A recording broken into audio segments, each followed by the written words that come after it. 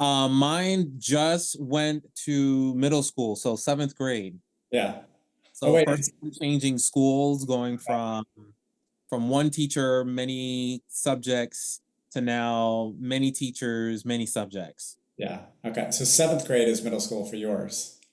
Yes. Okay. Ours starts sixth grade. I remember it used to start seventh grade, but yeah. So he went to sixth grade this year, and I was like, he's kind of getting big. Like, let's get a few more hangs.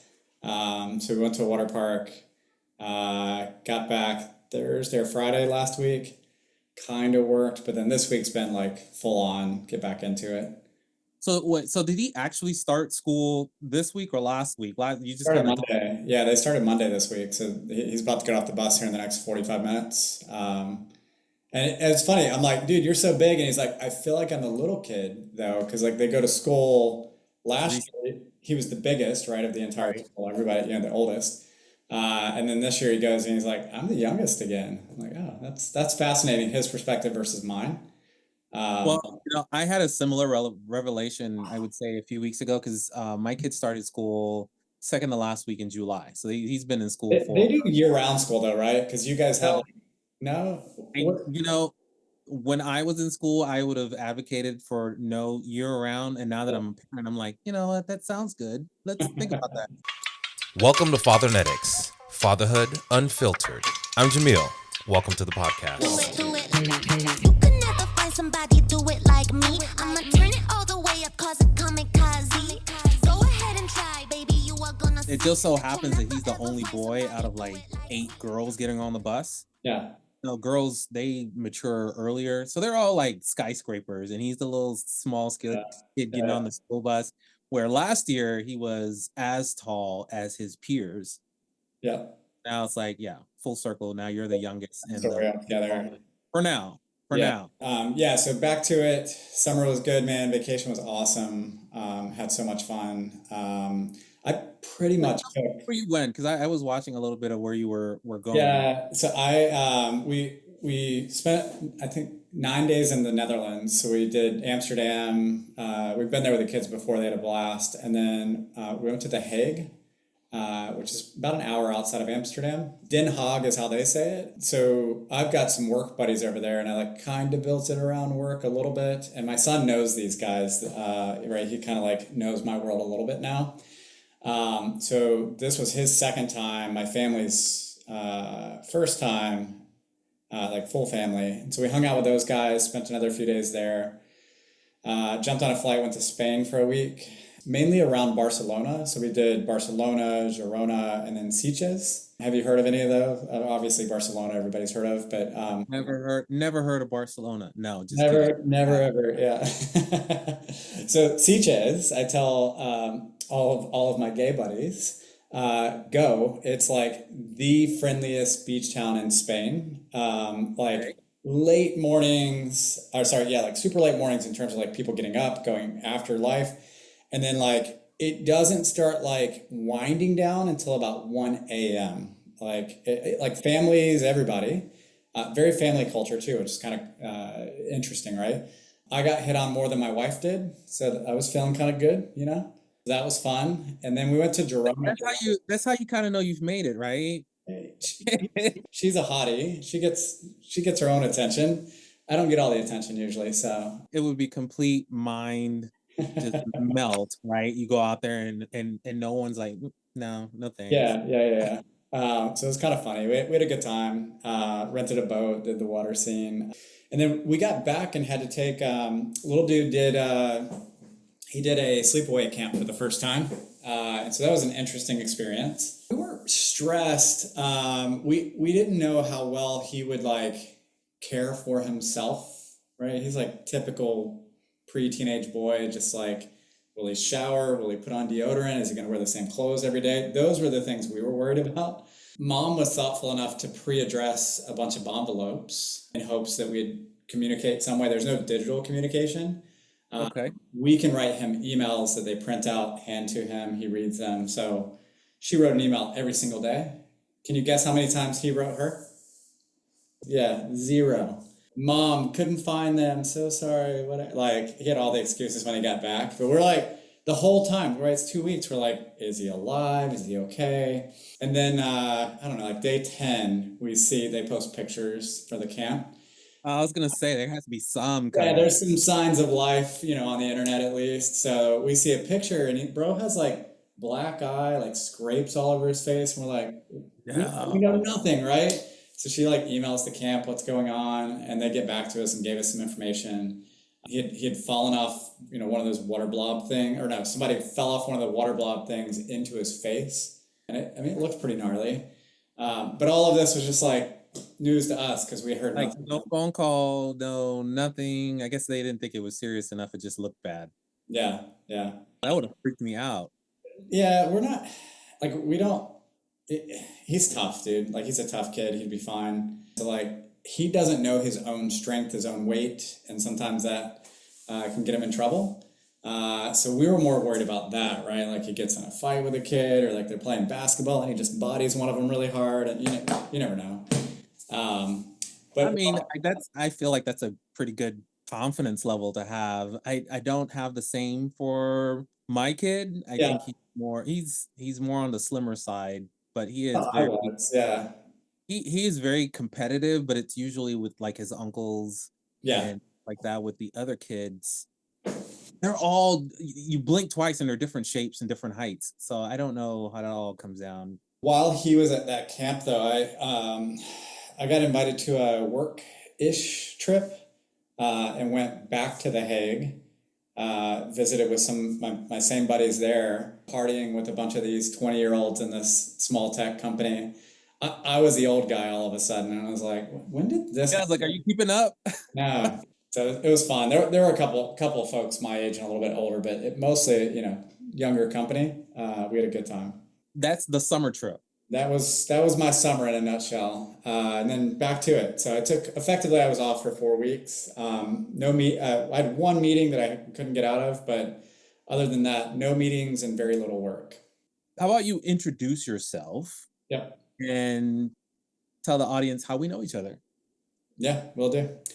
Well, first of all, thanks for having me on, dude. I've been following since you launched in April and caught up on some episodes. This is really fun.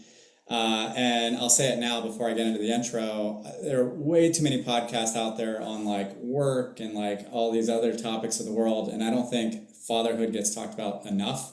So super jazzed to jump into this chat. Dustin Talley, I am a dad. I have an 11 and a 7-year-old. I'm a husband. I've been married almost 20 years. Jamil, you and I know each other through work. I think we've worked together almost 15, maybe 20 years ago now. Has been a minute, right? I mean, we've never met in person, but we've always known of Have we not? No, I don't feel think like we we've were at met a conference maybe one year. I don't know. Maybe not.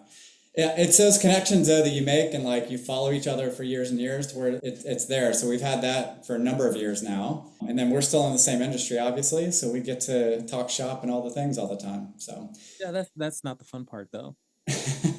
All of us to talk shop. As you know, since you've been following, Fathernetics is really geared at really understanding the dynamics between the different generations of fatherhood, right? Where we have gained all of our fatherhood skills, whether it's directly or indirectly, and then how we are managing that today with our kids, and then hopefully what we're passing down to them that will be generational knowledge from fatherhood. So let's start from earlier generations. What's your dad like? How like him or not like him are you? I think I'm more like him than I care to admit, actually. We'll start with my dad's no longer around. That'll actually have a big bearing on where we go here with this chat in terms of it's been eye-opening for me in terms of how I parent. But my parents were together until I was about 12. My dad was like the fun, outgoing, had all the friends, kind of like carried the life of the party kind of dad. He also partied too much. That's the other side of dad that, everybody kind of ignored and whatever. We won't get into all of that, but that did cause challenges for him and my mom growing up. And then teenage years were, kind of rocky, we'll say. But then, I don't know, when I actually, around the time I would have met you, maybe just a little before that, I started moving around for work, and my dad became my biggest fan. Like, regardless of where I ended up in the country, what I was doing, he's the parent that would like pick up the phone, make the call, just stay constantly connected. And so I don't know, a lot that meant a lot to me, right? He was my biggest fan. And so I kind of carried that into how I'm parenting now. Is just, yeah, I want to be my kid's biggest fan. I think we all should be our kid's biggest fan. As unique as they are, dive into all those things. Like, I'm not trying to mold them into me. That would be such a mess, right? Would you say that's a change in your dad's intentionality, and what do you think provoked Dude, that? yeah, good question. So we'll go into it a little bit more. It was alcohol, drugs, like that kind of path, right? Which we've all had relatives or seen people in our lives go down that path. Take a hold of someone's life for like 30 years, right? And then yes, maybe the last 6, 8 years of his life, he got straight, right? He got rid of it. He cleaned up his life, was on a good path, and even before he had kind of cleaned up though, like his dad qualities still like rocked, right? Those were like out of this world in just terms of like how he parented. He still had his mess, right? And we all do. But I don't think that has to limit you from being an amazing parent sometimes. And so I don't know, I carry some of that into what I see as well. But he passed when my kid was 2. So almost, I think it was 9 years ago now. When your oldest was My 2. oldest was 2, yeah, right. So I'm losing my dad as I'm like just figuring out, I know I'm a dad, right? But you're always learning like, oh, that's what this means, right? It's greater context with each year of life. Yep. So my dad passed. I think my kid was maybe a year and a half old. I hadn't even yet had my second child. So that was a lot to take in, but also like a very retrospectful moment where you're like, oh man, life is really freaking short. What do I want to do with this? Reality check, as they call it, right? It is, yeah, and it sure as hell isn't just work, right? Like work's fun, and we crush it all the stuff we do work wise, and that's gonna be great. And I have absolutely found identity in that. But then I recollect back on like the fun dad I had, and I'm like, man, I want to be that, right? I want to be the fun dad. I want to like mold these children into who they're becoming. And so even like what we were talking about earlier, if I will carve out time anytime these kids want to do something, sometimes to work's detriment, right? Like work can suffer and they're going to win. And I mean that, right? I think people say that, parents say that, and we like to sound good. Right. I do that to a fault, right? We were talking earlier, I took 4 weeks off and just did family stuff and had a good time, and I love it. So let me ask you this. Do Yeah. you think that, and I could be wrong or right or somewhere in between, Yeah. do you think that you are diving in headfirst in this mode, right? Kids are first to the detriment of your professional life, right? In jest, you say that in jest, but to a certain degree, it's true. Do you think you're overcorrecting, or are you trying to move what you experience into your parental situation today? Man, these are deep. These are deep questions we don't get into in a work podcast that I like actually want to consume and think through. And do you have a spreadsheet that goes with it? I mean, I think it's layered, right? I think there's some retrospective stuff there where you look at like your parents and how they were like crazy busy, and all of us would be like, we didn't get enough time with our parents. Whatever that looks like, right? I also know me and know pre-kids. Actually, when you and I met, I was a workaholic that year, right? Somewhat because I needed to be, somewhat because I was already wired that way anyways. And I think it's about being just aware of those things and then asking yourself, like, who do I actually want to be? And we've all seen, like, I follow this Instagram account, or maybe it just comes up in my feed regularly, where it's like the old guy and it's like, what do you regret in life? And, he's in a nursing home up to a microphone. And he's like, I wish I hadn't taken so much PTO. Like some garbage like that, right? And it's like, it's said in jest, but it's like, yeah, take the PTO, do the things you want to. Like at the end of our life, I don't think work's going to matter so much, but this will. And this is going so quick, right? We talked earlier, I have a 7 and 11-year-old. It's going quick, dude. So I think you used the word earlier, identity, right? I think a lot of us fall in, I don't want to call it a trap, because it's not a bad thing to have work associated with your identity, but when it becomes your entire identity, then you tend to leave other things to the wayside. And I what I'm hearing from you is there was an intentionality in trying to balance the two, and it really falls heavier on the family that you have built as opposed to the professional world. So do you think that has grown or remain steady now that you have two kids? Because I know the difference between having one kid, which I have, and having two kids. To me, it's like, two kids. Like, why would you do that? So my hat goes off to anyone that has more than one kid. Sure. My hat goes off to anyone who's a single parent. Yeah. Because it's a challenge. Unless you're thinking about it every day, it does become a chore. For sure.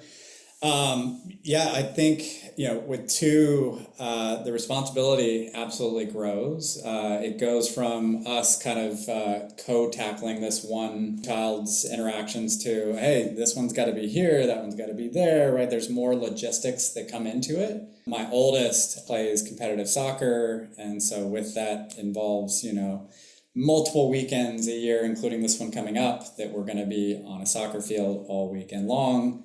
And so then carving in time for, the little one that needs to go places and do things and have, her own parent time with us. So I don't know, I think and then you talk to the people who have like 5 kids, you're like, how in the world? I think, like a part of you grows to be able to support that new relationship, which is true in any of our relationships, right? I'm not limited just having one relationship with my friends. I can have multiple relationships, and it's a growing factor, not so much as a dividing your time. So what's the difference, boy and girl? What's the difference for you as a dad? Oh man. Well, I'll say this. I now know why my dad had such a connection with my sister. Like, I understand that better. I think growing up, you look at it and you're like, oh, that's your favorite child. That's your favorite child. I don't think it's that. I think there's something special about having a little girl, right? She's my younger one. And just the way they like cozy up to you and something, right? Whereas he's my bro, right? He's my dude. We hang like it's a different kind of relationship. With her, it's, I don't know, like that caretaker, provider, like want to give her the world kind of experience kind of comes in.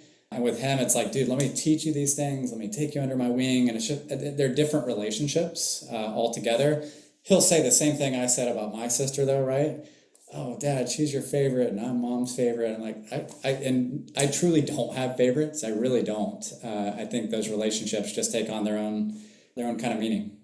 Every parent says they don't have favorites. Well, it's easy for you. You can say you have a favorite, dude. So. I do have a favorite. Yes, my son. Yeah. So one of the things that we talk about on Fathernetics is how to approach parenting in a way that kind of builds a foundation for a child to be able to stand on and then ultimately make the decisions that build their own life separate from us, right? You mentioned earlier you're not trying to do a carbon copy of yourself because yeah, not at all. You would hope that they avoid by not pulling them down that path. So how do you in your household build that level of foundation? For example, Yep. In my home, we do a lot of transparency conversations. You ask the question, you're going to get an answer. And it's not going to be an answer that is so ambiguous that it leaves areas of opportunities to be filled in by someone else. We want to give you the answer in a way that educates you, in a way that says, here are the facts. Now use those facts and put your own opinions on it, so that you grow from that. So that's something that we do in our house intentionally, not because we didn't have it from our parents, but because we know the type of generation that we're in, and we're trying to make sure that information isn't as nebulous as we as parents are experiencing it today. Yeah, that's fair. I want to hit a couple topics here, and maybe we'll have some back and forth on this. Let me start by saying this was probably our biggest concern because we moved, you'll remember this, I think I met you when I lived in New Jersey, we then lived in DC, New York, had some variety, let's say, to life. When we had him living in the city, we decided to move back to Florida. Florida's got all kinds of interesting, not nearly as diverse, however, as New York was, and that was one of our concerns, right? We're like, this is not the same diversity we thought we would raise him in. And so we want to be thoughtful about exposing him to more of the world. Now, backtrack and let's weave some more of my story into this too. I was not exposed to much of the world at all. I would be your typical Florida, right? Up until about 25. I had been as far west as Tallahassee, also in Florida. Typical Florida, right? I think the majority of the country has this distorted concept of Floridians. Sure. which I don't think is fair, but it's out there, right? It's a So stereotypical version of it, and I'll tell you, there's some reality to it, right? I have some family that thinks differently, acts differently, grew up similar to me, but still leans into that. mhm. And so, some of those Florida stereotypes is what I'm talking about. That's not by and large true of all of Florida. Obviously, this is a very purple state as well, right? I know we talk a little bit about politics on here.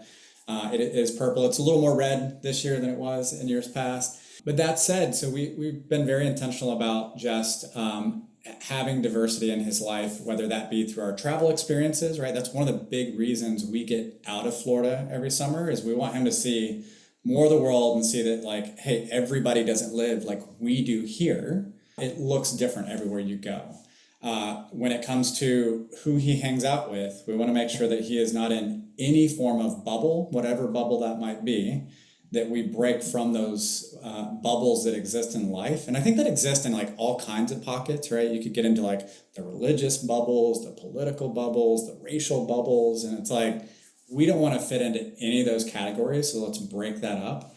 And so back to your question, it's been a lot of just intentionally explaining that to them over the years and helping them understand our perspective on it. Because I don't think that's something I had growing up. I don't know how my parents grew up necessarily. I know how I was raised, but I don't know the why behind it. And so I think just helping equip them with the why versus just the, this is how we do it, this is who we are. Kids don't always question their parents. And so I think diving in and giving them some of that why or giving them more of that perspective is really important.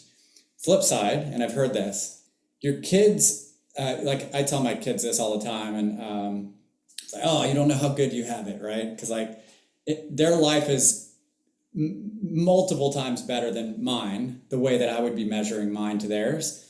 However, Right. they didn't live my life. They don't know what it looked like. So that statement actually means nothing to them without context. So we always like try to give them a little bit of like, you know, not so that I can make that statement, but explain to them how we grew up so they can have a bigger world view of like where they came from through who they're being raised by. Is this the walk a mile in the snow? Uphill, like how our parents did, yeah. It's like, I'm pretty sure it didn't snow in Florida and my parents both grew up here as well, so yeah.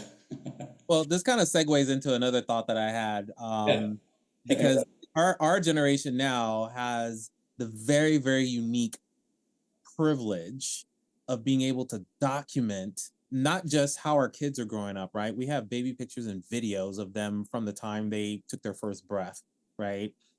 Where us as adults, we didn't really have that. Our pictures are in some Yeah. album in a closet somewhere, if Yeah. we even know where that is, right? But you as a parent, now you have a lot of that multimedia that now you can share with your kids as well to say, see what I'm talking about was real. There was snow, that I was walking through.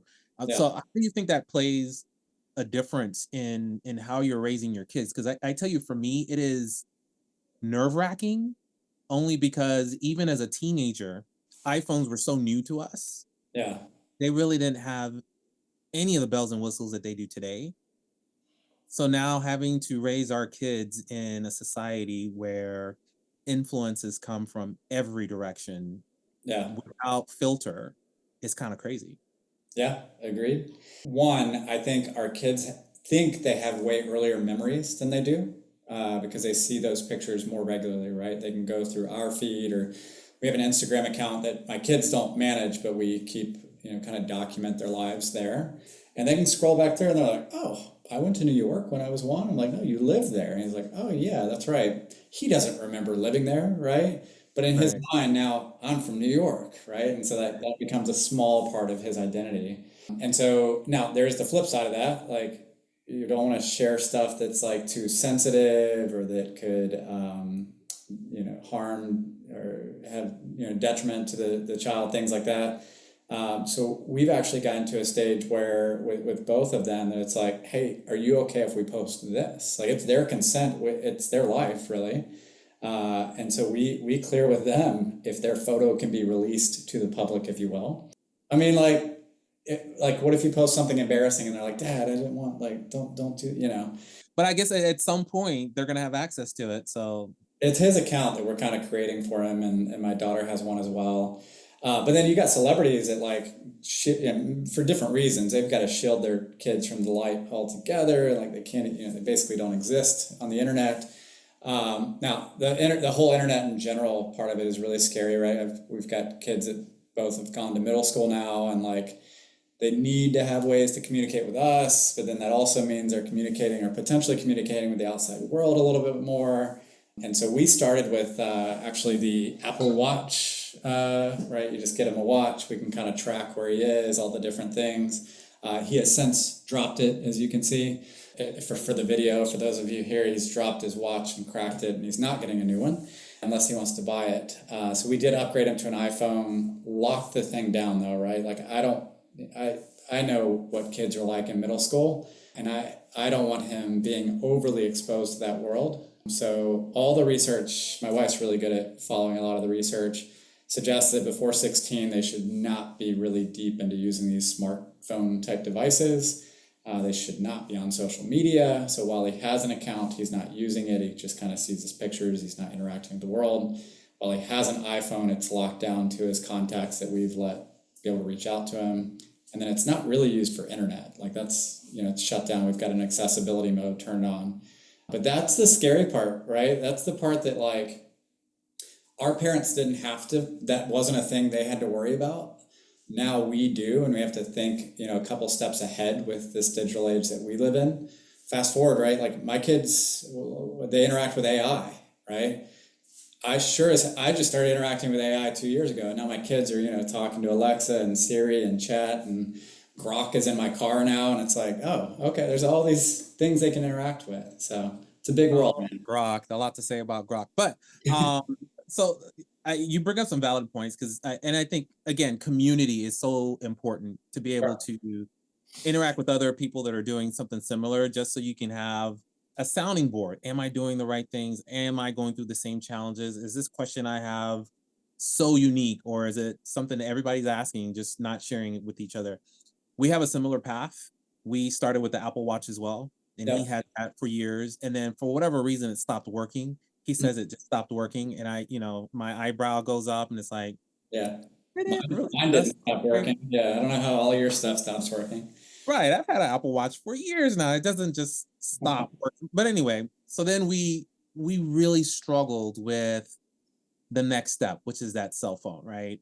Yeah. I was ready for him to have one before Nicholas was. And it took Nicholas a while. And we both have to agree on it, right? Yeah. And so it took him a while, and finally he did get one. He was over the moon. Of course, the cell phone is locked down 6 ways from Sunday, and no internet. You can't download apps. You can't talk to anybody unless we program it from the parent's phone, and all of this other stuff. So we went down that track as well. Now, obviously, as we stand here today in the early part of August, he does not have this phone, and it is gone for the rest of the year. And this is the problem, right? Yeah. Because we're trying to give them success markers that everyone else in life is experiencing, right? These kids at these ages are starting to interact with technology that will, in the future, give them the acumen necessary to be successful. But we also have to protect them from things that they are not aware of and don't understand because they don't have that adult mentality. Yeah. So that interaction with the outside world scares us so much that it puts us in a position where it's like, well, you can't have your phone. You're not there yet. You're not ready. Yeah. You are, but you're not, and we don't see it. It's not time for that. These are all taken away this week. They're all in my office for that reason. I've taken iPads away. They're privileges, right? And yes, they need to learn to work with them. But we also know how dangerous they can be. Also, just how addictive they can be, right? Like kids can get locked to a screen. My wife is far better at this than me, just like monitoring their screen time. Like we need to be in the same room when you're on these screens. We want to know what you're doing, if you're communicating with someone, who that someone is. And I think a lot of us just trust a 11, 12-year-old way too much. And we want to, right? We want to give them space. Yeah. But we struggle with how much space to get, because you correctly mentioned our parents didn't have to deal with this. So this is really a part of life that we are figuring out today in real time. Yeah, agree. Yeah, all of us together. And there's studies or books on it, and I think every parent has a slightly different approach to this. But I think the key here for anyone listening would be think about it and don't just. This should not be an autopilot topic. Like, here, kid, have a phone. You've graduated to that stage of life. I think there's a step in between there, or some thoughtfulness around that. That we've got to monitor and know what we're doing to our kids by unleashing that chapter for them. And you got to know your kid, right? It is not an age specific privilege. It is a maturity level. So if your child is mature enough at 11 and you feel like they need a phone because that's the best way for them to reach you and for you to have some sort of sense of peace, great. But if it takes them till they're 17, which I threaten my kid about, you're not mature enough, you may not get this phone back till you're 17. I mean, if that's the case, then that's where we're at. Because, like, walk across the stage, get their diploma, dad hands them their cell phone back, like the same one from 5 years ago. Yeah. So, what are your thoughts on when we're talking about multimedia and social media and stuff like that? Nick and I have strong opinions about parents that allow these technologies to babysit their kids. Yeah. Right. You spend all day on the tablet. You're at dinner, you're on the tablet. You're in the car, you're on the tablet. You're walking across the street, you're on the tablet. I will say because I don't want to speak for Nicholas. I feel like there's a time and a place, and I feel like we have to make sure our kids know that boredom is okay. Yeah.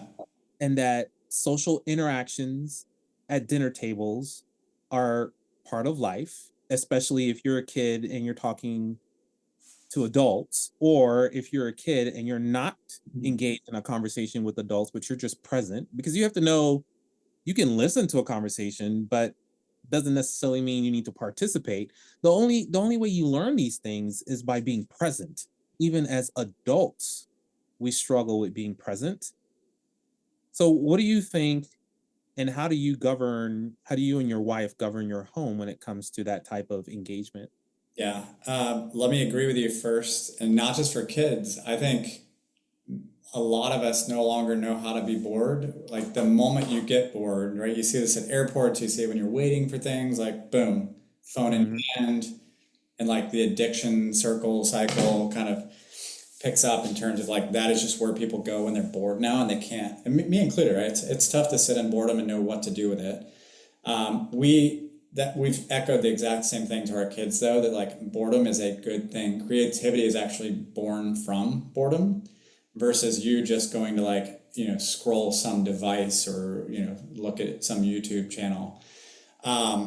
On the conversation part, right? So yes, I've seen it. We've done it. We know parents that do it exclusively, where they go to dinner and like, kids get equipped with some iPads, and like, now all of a sudden they're on a date while their kids are like vegging out on the devices. And like, like, sometimes you look at it and it's you want to judge, and other times it's like, well, maybe they can't get a babysitter, and like, that is their night out, and like, who knows, right? Everybody has their own situation.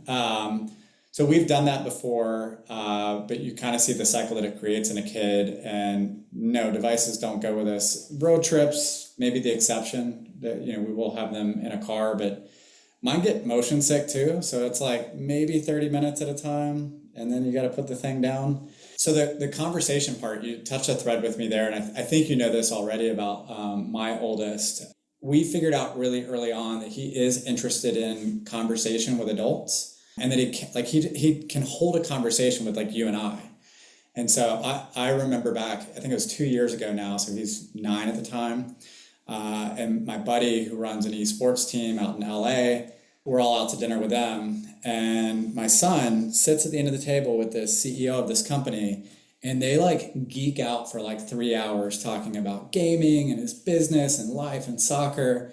And like, it's a really like inflection moment for me, because I'm looking at like all of it unfold. I'm like, it's really cool that my kid can converse with this 40-something-year-old guy.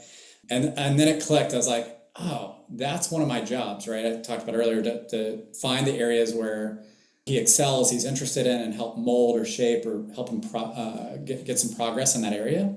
And so we also know this about, I don't know what the generation is called necessarily, but the ones that actually can't, they grew up with the internet and devices. For you and I, it kind of came out when we were like later teens even.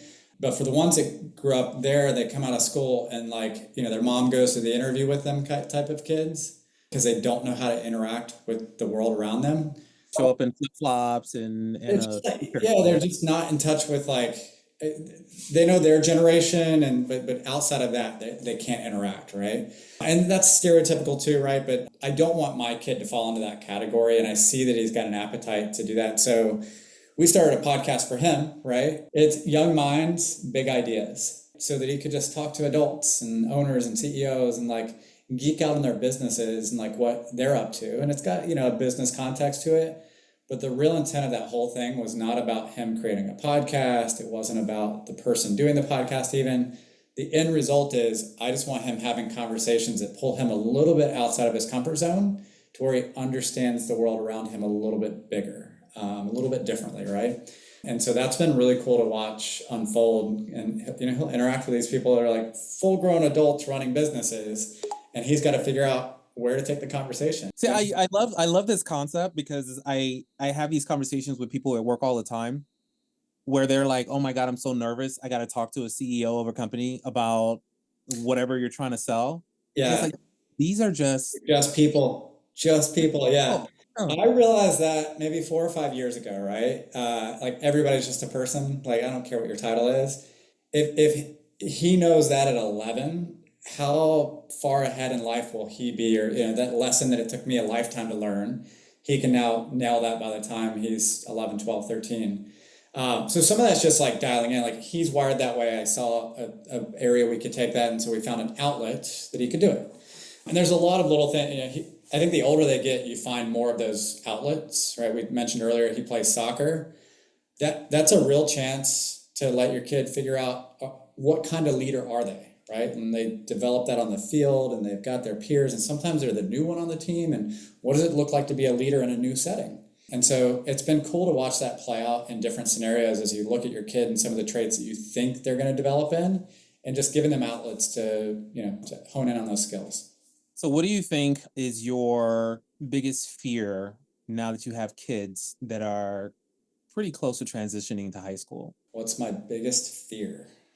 Dum dum dum. I know. So let me provide some context. Yeah. My son is 12. He will be in high school in 3 years. Yeah. But one of the biggest fears that I have is in how silent a lot of the school tragedies have become, because they're trying not to sensationalize it. And I get it, right? There is an attempt to make it not attractive for people to do that. And as a result, you don't hear about it as often, but you still have a lot of fire drills tied to lockdown drills, which you and I have never had to go through in high school. What is a lockdown drill? But now that's normal. Normal thing, yeah. In today's world. So I do a lot of... yeah, all right. Yeah, so I do a lot of mental gymnastics to say, I need to exude that sense of calm for him going to school, especially a new school. Now, the old school, I knew where all the exits were. I knew his teachers. I knew everybody. So we're comfortable. Now it's a new school. Yeah. I have to relearn it just like he does, probably to a different degree. But, how do I get there quickly? How do I interact? What are the escape routes that they're teaching him? Yeah. Now he doesn't have a cell phone. So will he be able to reach me? It's all those kind of things that it takes me 30 seconds and then I'm over it, but it's a long 30 seconds, right? Yeah. All right, I'll give you the halfway long-winded answer. We are, my wife and I are both of products of public school. We definitely believe in public school. The public school has changed a heck of a lot, though, you're right, since her and I attended. Here, much like what's happening in Texas right now, they've essentially been defunding schools as well. So the amount of resource going into public schools is very limited. Some of this has been intentional, right? It gets very political, and there's a big push for private and charter schools and love that for those people. If you guys could do that, I totally get it. But what's happened here in Florida is money gets pulled out of the system every time a kid goes to a charter school, to a private school. The public schools get less and less funding, right? So some concerns that come out of that.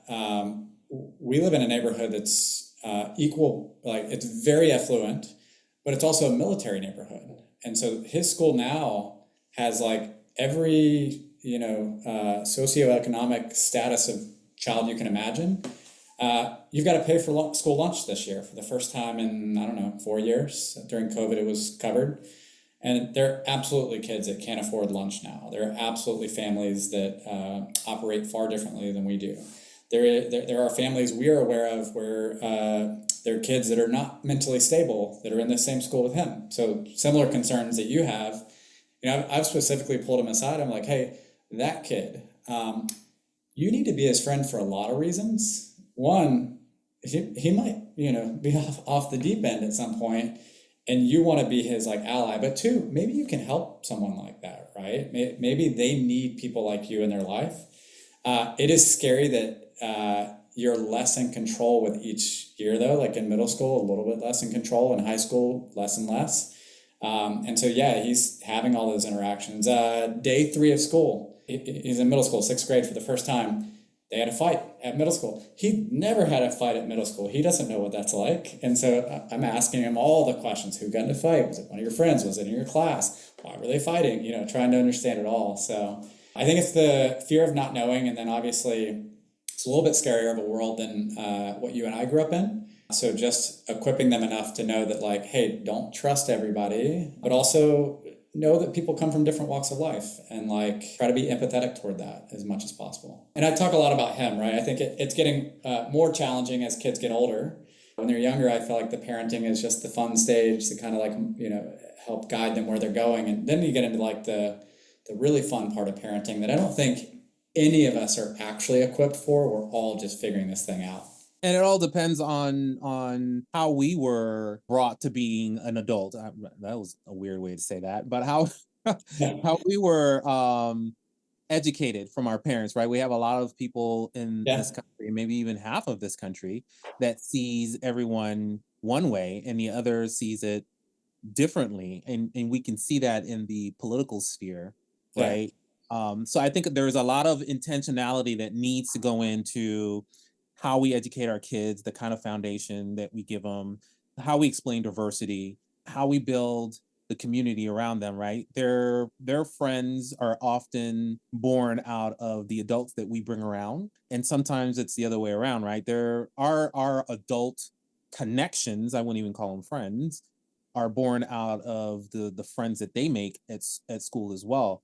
That's a really good point, So it sounds like you've already started down the path of saying, hey, people are different. There are different races, people with different sexualities, people with different ethnic backgrounds.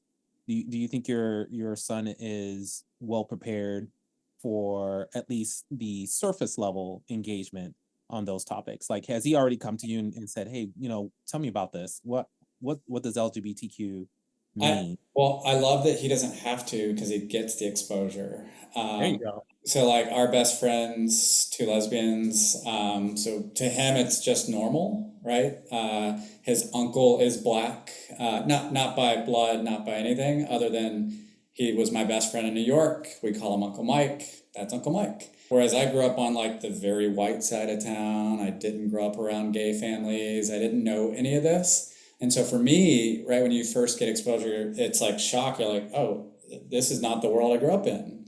Mm-hmm. So I think he's growing up in a different world where he has exposure, he has experiences that tell him that, hey, life is very diverse. And that's actually a good thing. That's not just an okay thing. That's a good thing. Like we want diversity. But I have to imagine there are kids he's around that they're experiencing things that are like, oh, that's new to me. And then they're going to react to it in some kind of way. And I think that's actually going to be the balance for someone like my kids is like, hey, I've had these experiences, but let me not be judgmental on the people who have not yet had them and figure out how to like, normalize isn't the right word, but figure out how to reconcile this for someone whose brain hasn't yet comprehended that, right? And so, yeah, so I think they'll be just fine with a number of those things. There's some unknown ones out there, right? That I'm sure I'm not exposing them to everything in the entire world, sure. And so my hope is that, he brings those things home to us. Every day at dinner, we do peak and pit. So you sit down at the dinner table and you talk about what was the highlight of your day, right? Which everybody likes to talk about. That's the one that's a known. But what was the pit? By the way, most of this stuff I'm telling you, this came from my wife. She's like twice the parent I am. I think that's true in a lot of our houses, right? Let's call that out because she's gonna listen to this, right? No, just the other parent is exceptional, and there's so many things that she's dialed into that I've been able to piggyback on that make me sound like a great parent. But it's like her being thoughtful and reading this book or this article and bringing it in. And you mentioned the single parents earlier. They don't always have two parent perspectives to bring to that. And so you and Nick and me and Jen, I think when you have that partnership and parenting is made a priority, not just, we have kids, let's deal with them. It actually creates some really unique opportunities like this to dig into their day. So we do peak and pit every day. And I think you learn a lot more through the pit than you do through the peak. And so you learn about what's challenging them right now and why they didn't enjoy this aspect of the day. And that's where some things come out that it's like, I wish the world didn't look like this, or that my world didn't look like this. And so that's one of the favorite parts of our day.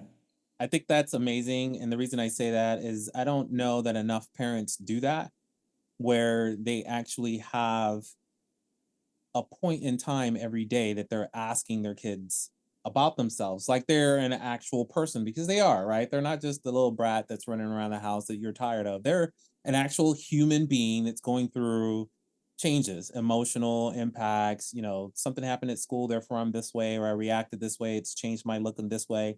And without the opportunity to have a conversation with their parents about it, to say, hey, this is how I would have dealt with that, or it's okay to feel this way, you end up raising such a different person, a different adult that you then introduce to society that has its own challenges. Nick and I do something similar every day. We're asking about school. Would you learn at school today that was different than yesterday, or that you did not know before? Yeah.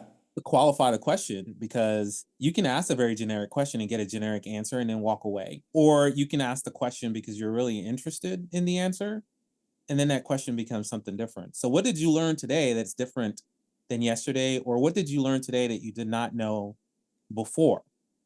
Because the answer is usually, oh, we didn't learn anything today. Well, that can't be right. You went to school, you learned something. Yeah. Why do you look sad today?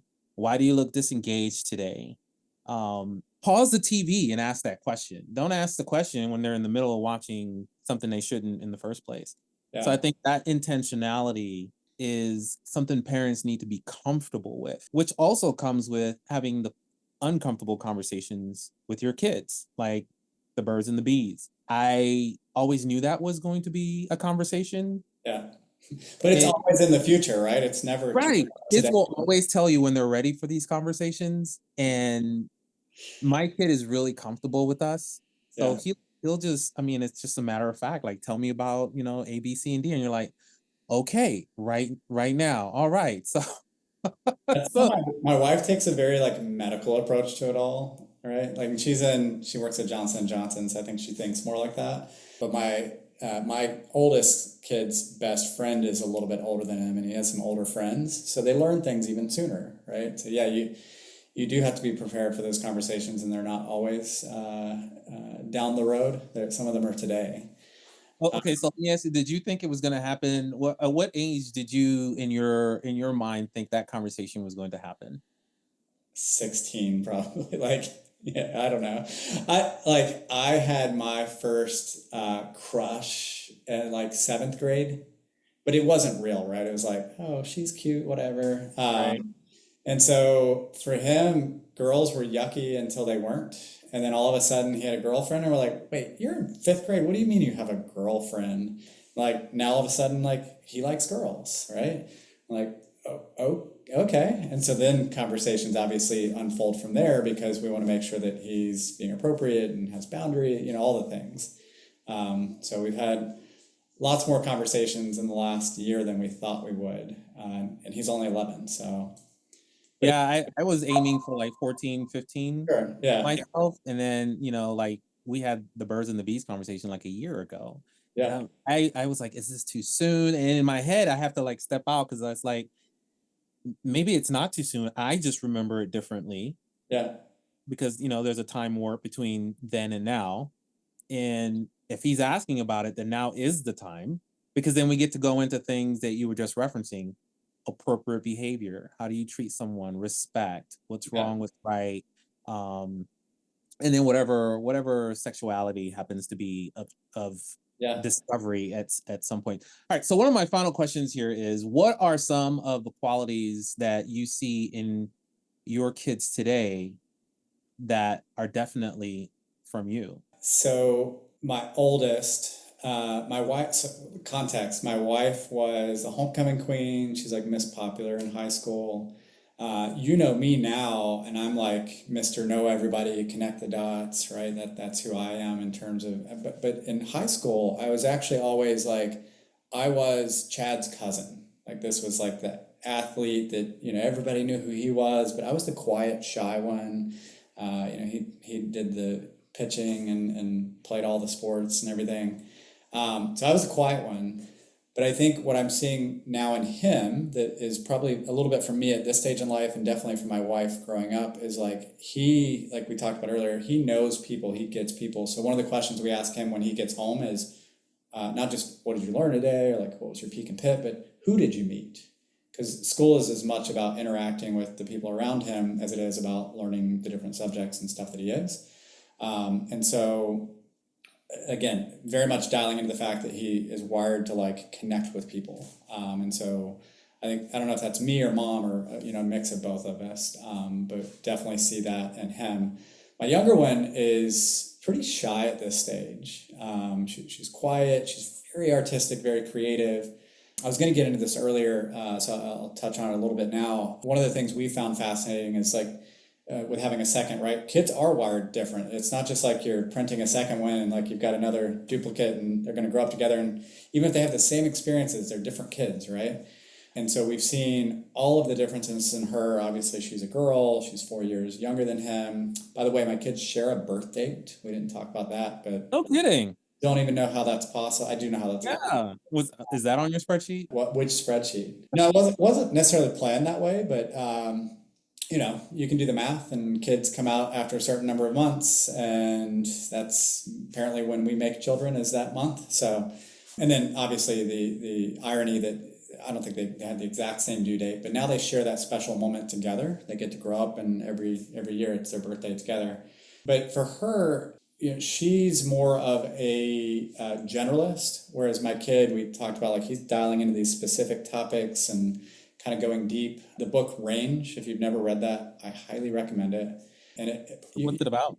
it's applied to parenting oftentimes, but it looks at like Tiger Woods, and Tiger Woods was always going to be a specialist, right? His dad focused in on that one subject and like pushed him hard, and like he's going to be a specialist, he's going to be a golfer, or if he pivots, he's going to do one thing and just focus on that one thing. And so my kid's very much been like that. My older one, my younger one, even with sports, with extracurricular activities, she jumps in, she tries it for a year, and she's like, I'm done. I'm going to try something new. So she's like the sampler and still just like figuring out what she wants to do. But I actually think she's going to experience so many different versions of life because she is just kind of hopping around and experiencing these things. I think that has some of me, like I would call it my flakiness, where, you want to try all these different things.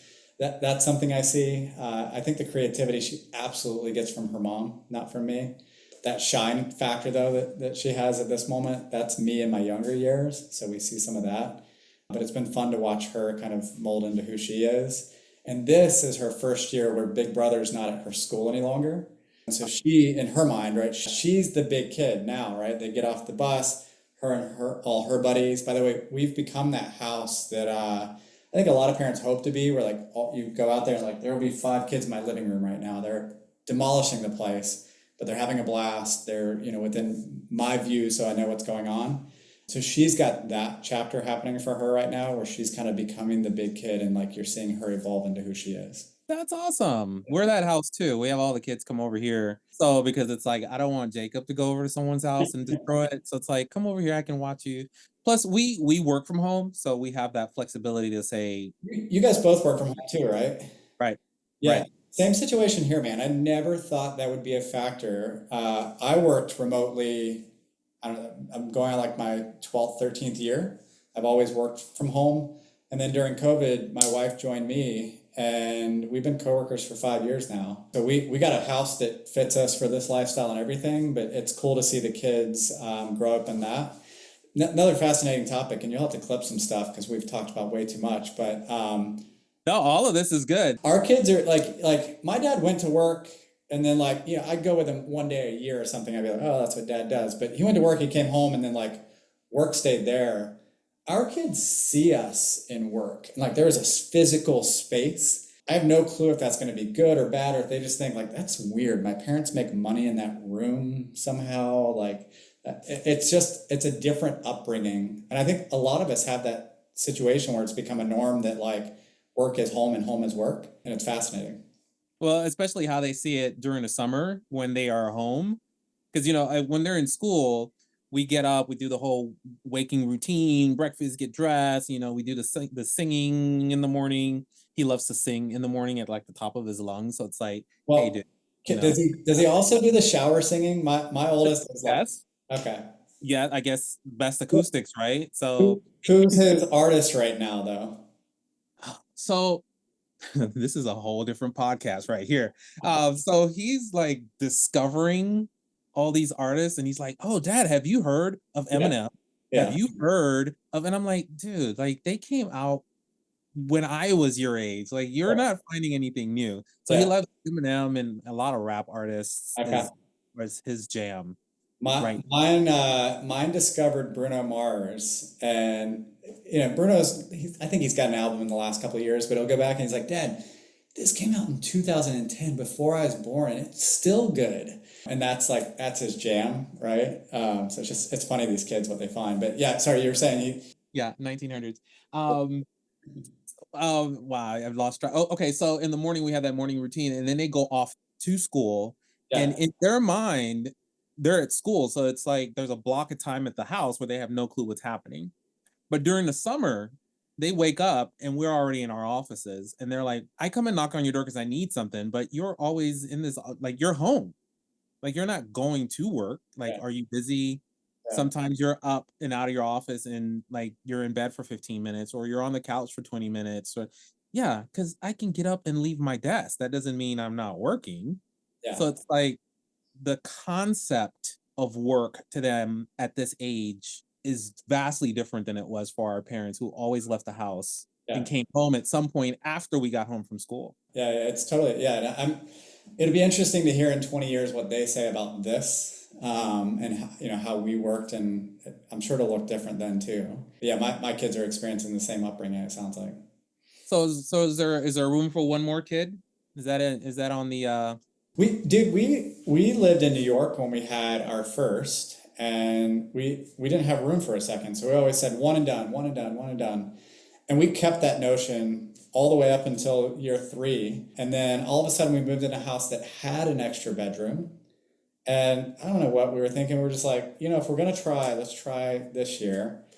Boom, baby. And so, but I literally think it's because we had an empty room. Like we couldn't envision a life with another kid without a space for them. And so all of a sudden, because there was a room, we should fill it with a kid. Now, we live in a 5-bedroom house now. I am not about to create 3 more children. I'm just saying there's room. There is, yeah. My mind has shifted from whatever that mindset was to now this is, I've got an office. This will never become a bedroom. My wife, same thing. Well, there's room, and you're past the 3-year mark for your youngest. So I mean, things are lining up. So We're good, dude. We're loving this stage of life. We're in the countdown, right? So keep creating these awesome children. Dude, this was so much fun too, by the way. Thank you for having me on. Look forward to hearing how this turns out. no, I appreciate this. Again, I think Fathernetics is still at its infancy, but hearing these stories, I wish I had this, right? Being able to have a frame of reference Yeah, of other dads going, yeah, we don't know what we're doing. But here's what we tried, and Yeah. we failed here. We were successful there. Things are changing. We're evolving. If we all had an opportunity to create this type of community where we're sharing information, I think we would all be the better for it. I agree, 100%. Well, dude, thanks again. Appreciate you. You could never find somebody do it like me. I'ma turn it all the way up, cause it kamikaze.